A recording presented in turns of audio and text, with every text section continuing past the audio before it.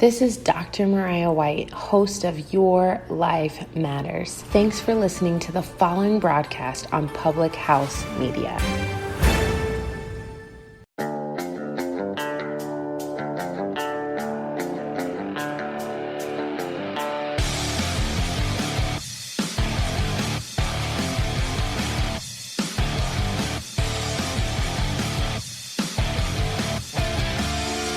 Welcome to Beauties and Head Canons, where we're nerdy, and you probably are too. This month, oh my goodness, this whole month, we are working on talking about Star Wars, all things Star Wars, all things that we want to talk about with Star Wars that we haven't yet talked about. So, to be fair, we've done a few episodes where we've had something to talk about. At some point in time, Elizabeth and Emily were both talking about Order 66. And what else have we dedicated an entire episode to before? We were talking about the Death Star. I think we also talked a little bit about some stuff in the sci-fi episode, maybe. Okay. Well, and it's been a while. How many times did they actually ended up making a Death Star? Weren't there like 3 in total? There were 2 in the movies. And then, okay. In like the original trilogy. Okay. I don't know. I was talking to someone the other day, and they were like, I don't know, when they made a 3rd Death Star, I was, like, kind of done watching Star Wars. And I was like... Maybe they were talking about the what are you planet talking about, buddy? In the... Oh.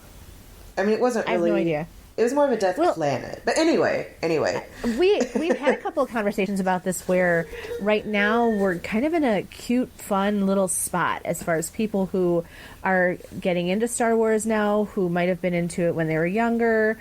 And what's cool about all 3 trilogies at this point is that they've kind of spanned different periods of time and had the opportunity to really like hook different people. I recently had a meme that I saw that said, like, people who were born in the 80s got to experience, like, all these different millenniums and centuries and stuff, and I thought it was really cool, but I wanted to kind of take a second and apply that to Star Wars, too, because, you know, my older siblings, some of them were alive and watching Star Wars as it came out. I was just the younger sister, but, you know, we all loved it, and then the prequels came out, and now we've got these sequels coming out now. And I just think that's really cool that, like, there's a whole different group of people that can get into it. My daughter, who's 12, I swear we tried to get her to watch Phantom Menace, or maybe it was just A New Hope, 4 or 5 years ago. And now she's watching Phantom Menace on her own because she was really bored before. She didn't want to watch it. Now she's, like, asking questions about what's going on and what's happening. So... this episode's kind of going to be a mashup about all the things that have been going on in our heads for the past 2 weeks, with me watching all of the movies and trying to catch up and asking all the questions I want to know, so that when I go see the movie, I don't feel like a complete noob, for lack of a better way to say it, and to also kind of like pick Elizabeth's brain and let all of you guys know how much of a dork I really am, because... I remember watching one of the first trilogy and asking a 7-year-old boy. Now, keep in mind, I was 17 or something, and maybe he was 9. I don't remember. But I remember having him explain to me the difference between TIE fighters and X-Wings, and I'm still really proud of myself when I look at the movie screen and I can tell the difference. And I know that's really silly because they are very, very different, but I'm still very proud of myself. Hey, that's still an accomplishment. Decipher which one's which. Hey, that's still an accomplishment. Right. Well, little steps are still steps, you know? All right. So we dive into the meat of it. Elizabeth, do you have a gaming corner for me today? I most certainly do. So earlier this week, I posted a little something for the very much delayed Dragon Age Day, getting a little personal, and so I'm going to get even more personal. Yay! So I've really just recently got into the Dragon Age series. I bought Inquisition last year, and I got Origins in 2 this year, so I've really just recently been playing through it. And just, you know, managed to do all of it. And earlier this year, I was playing through 2 for the very first time. And it gets to a certain point in the story. Now, obviously, spoilers, because, you know, if you somehow haven't played Dragon Age 2 yet, you plan to, is going to talk a little bit about something that happens. So, in the, I believe it's in Act 2, the protagonist's mother is killed, and, you know, Hawk, the protagonist, obviously, you know, has a bunch of feelings about this because, you know, it's their mom. And you have, like, the option to go and talk to, you know, some of your companions. And one of them that you talk to is Aveline. She's the guard captain. And she is a really awesome character who I think doesn't really get enough due, but my rant isn't about this. So, you go to talk to Aveline, and she gets to, you know, kind of console Hawk and also kind of give them a little advice. Now, keep in mind, while I'm playing through this Dragon Age 2, I have fairly recently, and when I say fairly, I mean within the past few years, lost a couple of good friends of mine very suddenly. Like, literally one of them went to sleep and didn't wake up, just had a heart attack in his sleep at age 30. And another one just collapsed and died en route to the hospital. So, you know, I, you know, have still all of these feelings of grief and everything that I'm still processing all this time later while I'm playing this game. And we get to the little scene with Aveline, and Aveline tells Hawk this little story about her dad. And Aveline says, you know, my father trained me in all these skills that he'd been forced to give up. He spent everything to get me into Kalen's service. But you know what I really remember? When he read to me the stupid things, dragons and heroes, he wouldn't turn a page until I reached over and took his hand. That big man made every step of the story my choice, and I loved that. He died eventually wasting in a dinner in ward. In his last weeks, I read to him. I had to take his hand to turn the pages, though I couldn't tell if he was too weak or if it was the old game. He smiled at me, at his big girl. And at the end of the story, she says, no one tells you how to mourn. And when someone says move on, you take their hand and say, my choice. And it's at this part of the game I literally have to pause and I have to cry because, like, it feels like Aveline is literally, like, not even talking to Hawk anymore. It's like she is looking right at me through that screen and telling me that it's okay, that even though it's been 3 years or 2 years or whatever, like, it's okay to still be mourning. It's okay to still be grieving. It's your choice to take the time that you need for that. So, just, sorry, I'm trying not to cry over here. But anyway, it's just one more... It's one more way that, you know, Dragon Age, it's not just a game. And when people want to dismiss games as being, you know, not really a big thing or not really important, you know, I think of these moments and I think of these things that have impacted me and reached out to me. And it's just as valid a way of storytelling as writing a book or making a movie. It's just a different medium.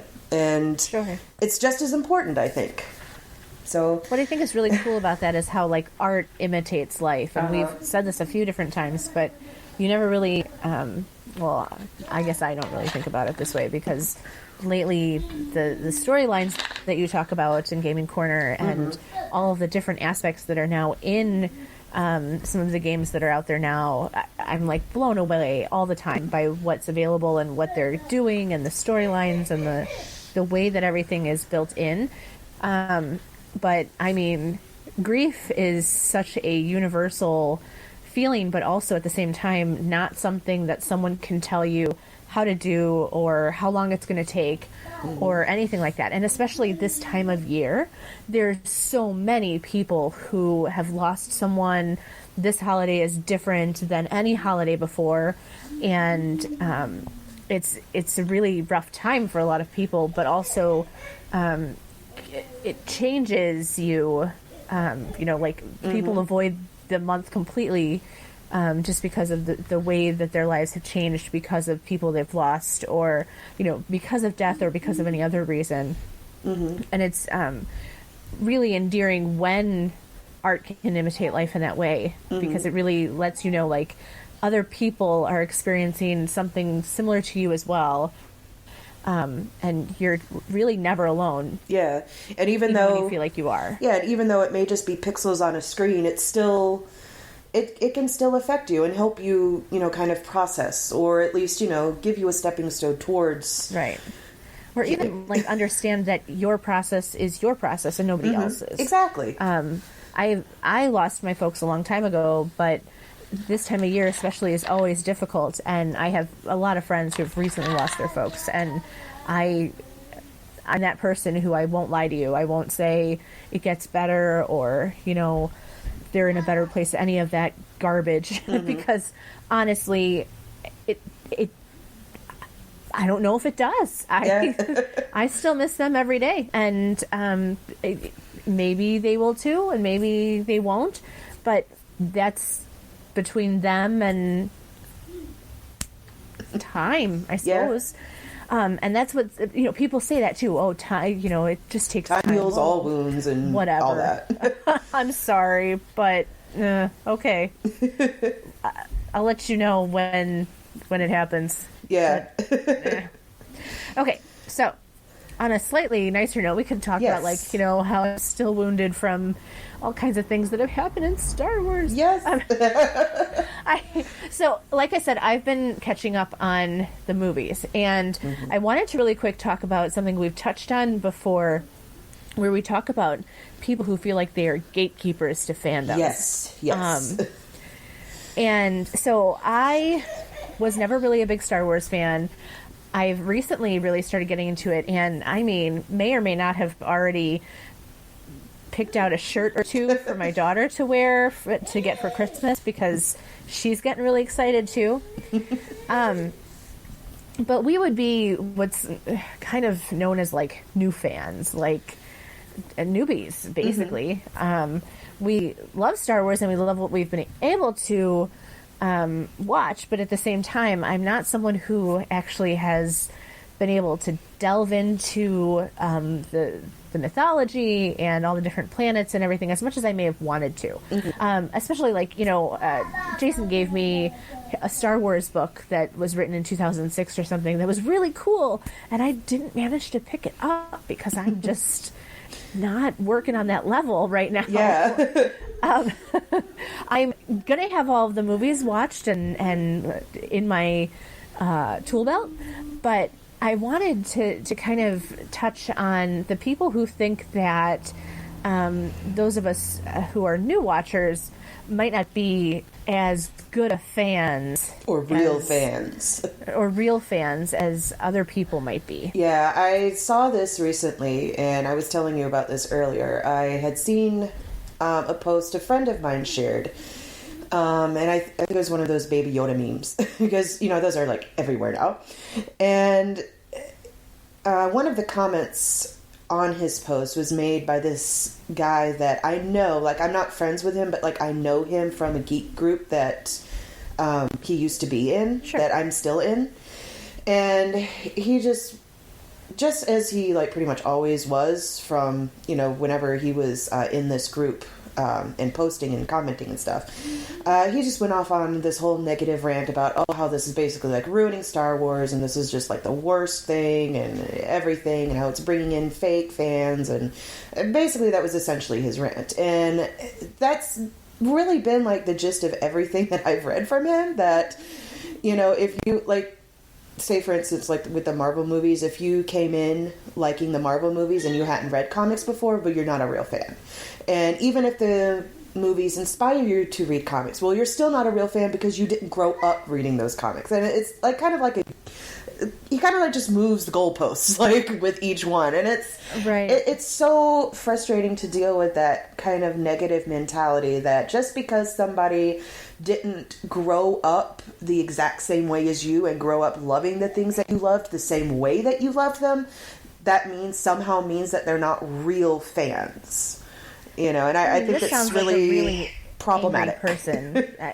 Generally speaking, it just sounds like an angry person feeling like they have to have a claim to something. Yeah. I feel like if you are a young person and you find something that an older generation loved, you aren't less of a fan if you are able to delve into the treasure trove as much as someone else might be. Or if you're an older person who gets into a fandom later. Like, I don't think that invalidates you just because it took you time and you weren't, like, right there right when it came out, you know? Like... Well, and it doesn't take into situations like circumstances where your parents didn't have the ability to buy you comics. Or they didn't allow it. Less of a fan. You know? Exactly. And we've talked about that so many times. Oh, yeah. I'm sure people are sick of hearing it by now about how my parents were so strict and everything. But at the same time, you were able to, later on in life, find the things that you wanted to delve into and delve into them. That is almost... to play devil's advocate here, that could almost be more of being a fan because you had to go seek it out yourself. Yeah. And it didn't kind of fall into your lap as a child. Yeah. I mean, if we wanted to play the other side of the card, you totally could. I mean, I think people like that usually like to throw out the term casual fan, like it's some sort of insult. But I see like the term casual is more of like a level of knowledge. Like, you know, if you're a casual fan, like you have like, you know, a passing knowledge. Like you have, you know, kind of like the base, like say with Star Wars, like maybe you've seen the movies.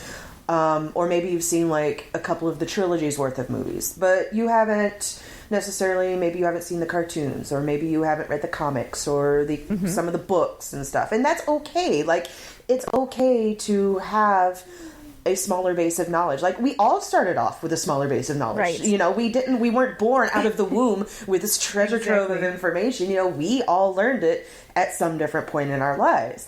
And, you know, to try to invalidate somebody else's experience, I just find that's a whole bunch of negativity that isn't really worth wasting your time with. Right. You know? Well, and there's a journey there, too, if you think about it. Like, starting out as a casual fan, and we were making jokes about this earlier, you and I, where I was like, oh, gee, thanks, Elizabeth. I guess I am a casual fan. Or at least I was, because now I got all these ideas about Anakin Skywalker and how he was kind of cheated out of his development and things like that. Like, I am interested, you know, in a few minutes we're going to talk about the Clone Wars, and it's the one thing that I really haven't had a chance to see, but also think that it might give me a different view of Anakin as well, because now I just feel like there's this gap of development for him that wasn't able to be portrayed in the movies very well, and I feel really sorry for him. In the original trilogy, though, 4, 5, and 6, I'm like really irritated with him the entire time. It's not that I don't like James Earl Jones's voice, but there's something about it that makes him less human, less right. And I think that was intentional. I hate that for the most part, because you know you're not supposed because you want him to be big bad. Yeah, because I mean at that point you're not supposed to like Anakin Skywalker. You're supposed to not like Vader. And I mean really, if anything, you're supposed to look at Luke when Luke says, you know, I think I can save him, and you're supposed to look at him and be like, but why? What is there to save? You know, right.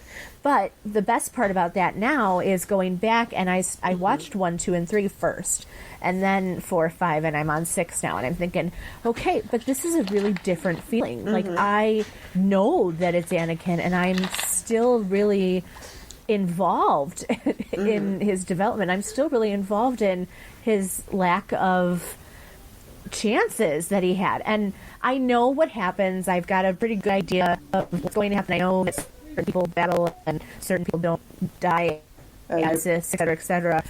I know this. So I know what's happening. I'm ready for it. It's a different kind of development having watched 1, 2, and 3 first. And see, I had always, you know, obviously when I was growing up, you know, I watched 4, 5, and 6 because those were the only ones available. So I already had that base of Darth Vader, and that's who Anakin Skywalker was before, you know, I watched him grow up.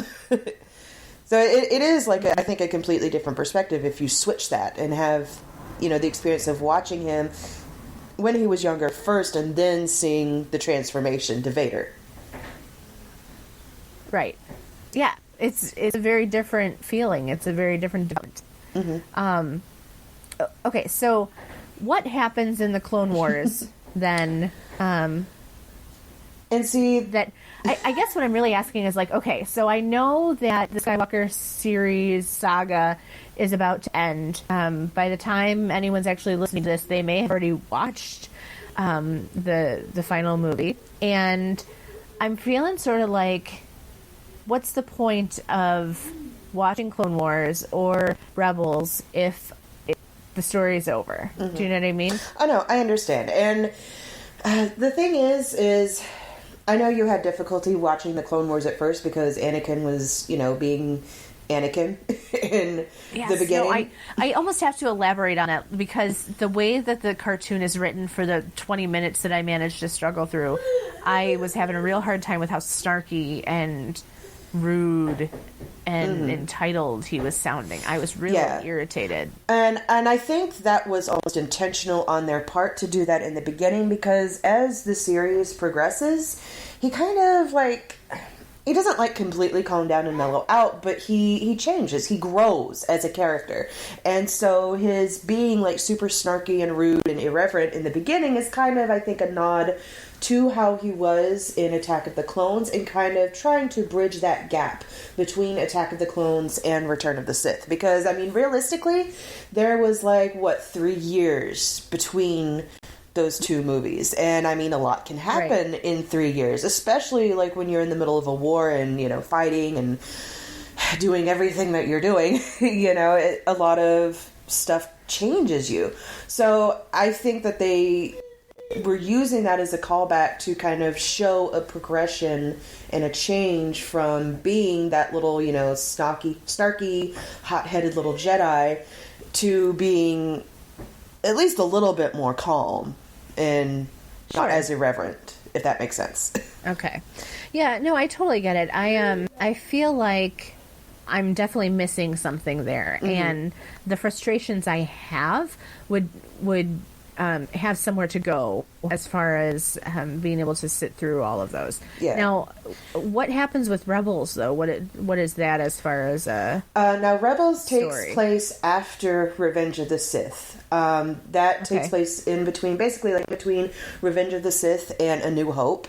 And actually, in Rebel 1, one of the ships that you see, attacking, joining in the attack, is the ship that is involved in the Rebels series.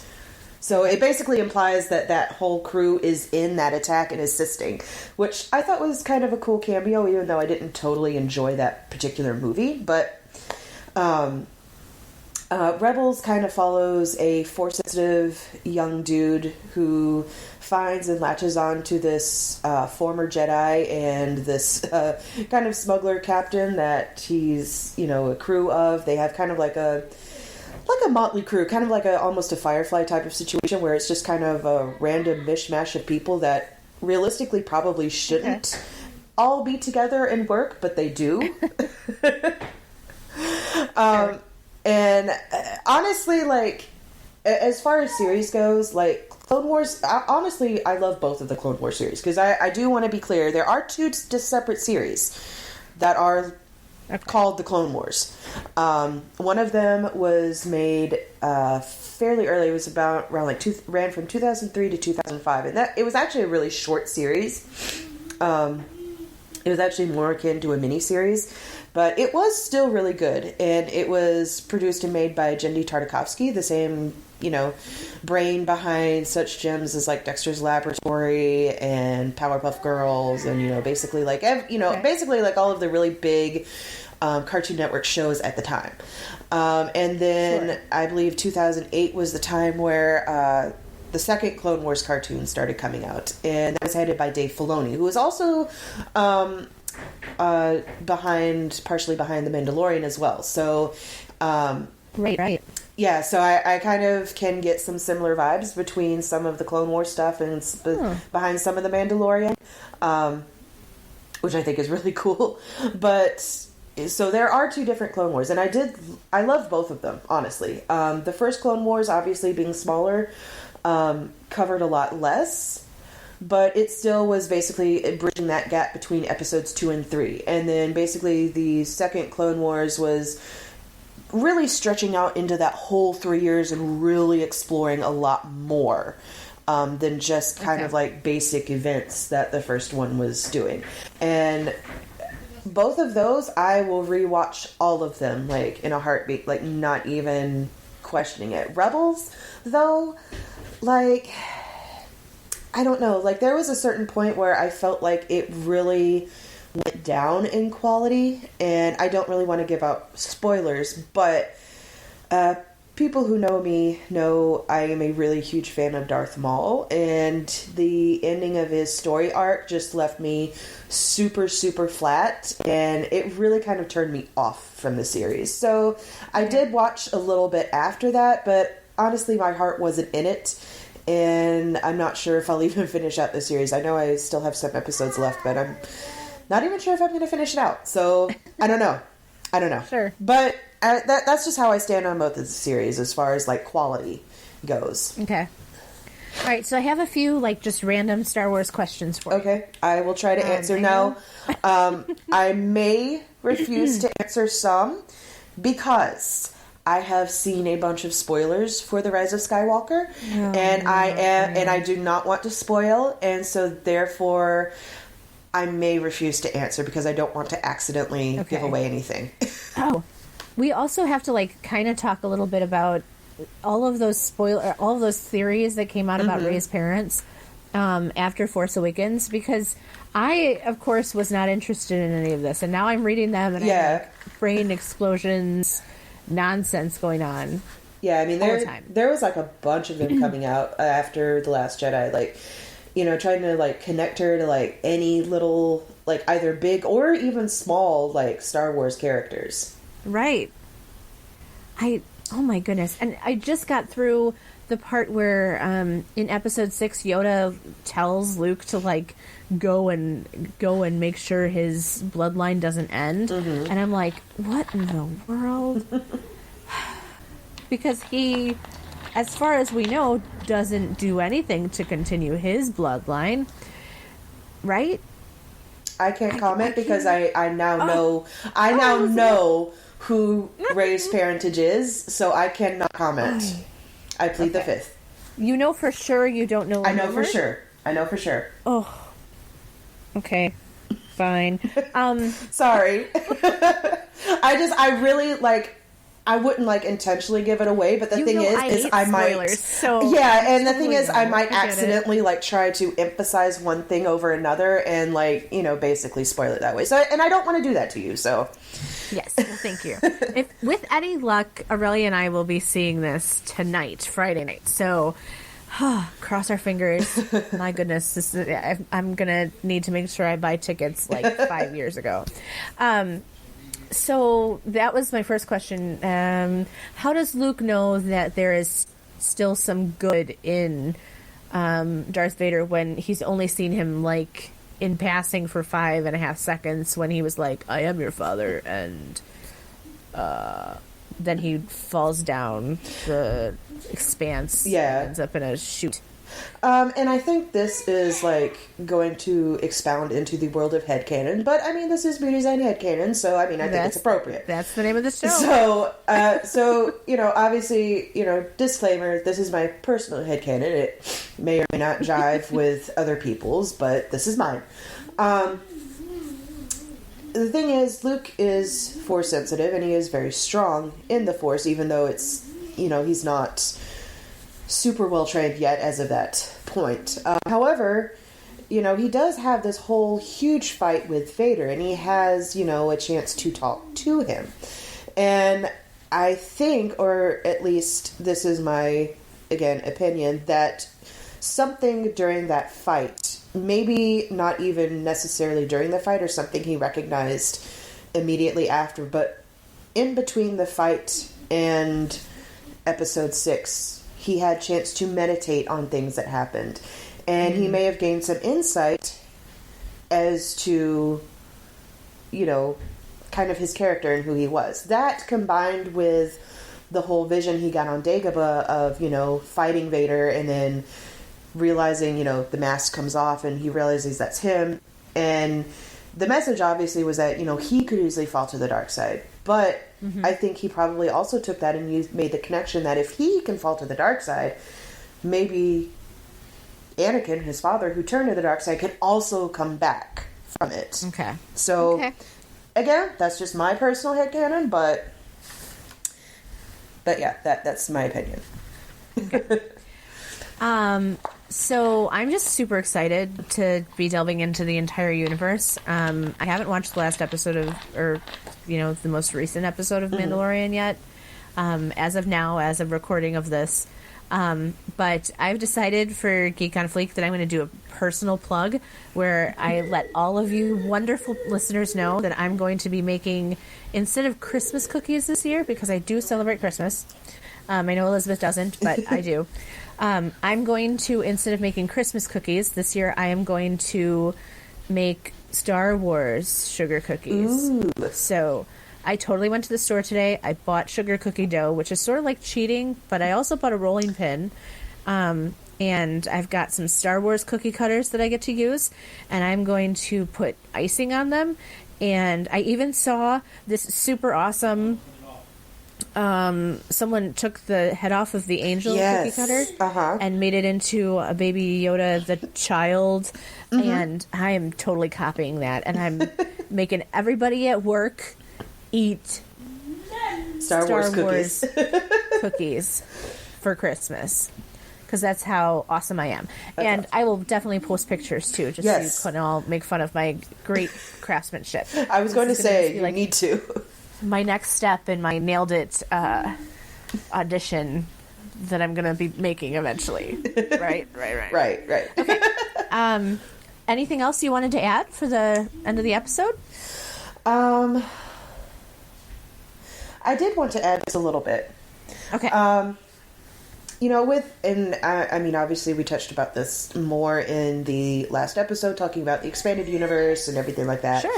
And, I mentioned that it is possible still that certain characters and maybe even certain ideas and plot lines may pop up as they get individually, signed over. Just because, not everything was done at once doesn't mean that it will never. Because, I mean, we have seen that with Thrawn. We've seen that with some of the, little plot lines in Clone Wars and Rebels, just kind of drawing from the expanded universe, or at least inspired by it. So, sure. I do... As this, last Star Wars movie comes out and the whole Skywalker saga comes to an end, I do, want to note that this will not be the last Star Wars movie that comes out, just the last in this Skywalker saga. And I am hopeful that in the future, possibly, maybe, hopefully, they will, kind of get their act together, because honestly, quality-wise, these last trilogy is really not that great. And the prequels really aren't that great if you're looking at, quality and writing and all that stuff. Sure. But, I mean, enjoyable, sure, maybe, but quality, no. And, but I think there is some hope, because, obviously they did the Clone Wars cartoon really well. They did the majority of Rebels really well. And, obviously The Mandalorian is really great. So I think it's really just dependent on, who they have behind the scenes, who they have writing, who they have in control of the project. And I'm hoping that the next Star Wars movies that come out, they will be a lot more conscientious of who they choose and, who they want to, direct these next movies and basically who will steer the direction of this Star Wars franchise. Because, we've had, a lot of different hands in the pots, and some for better, some for worse, but,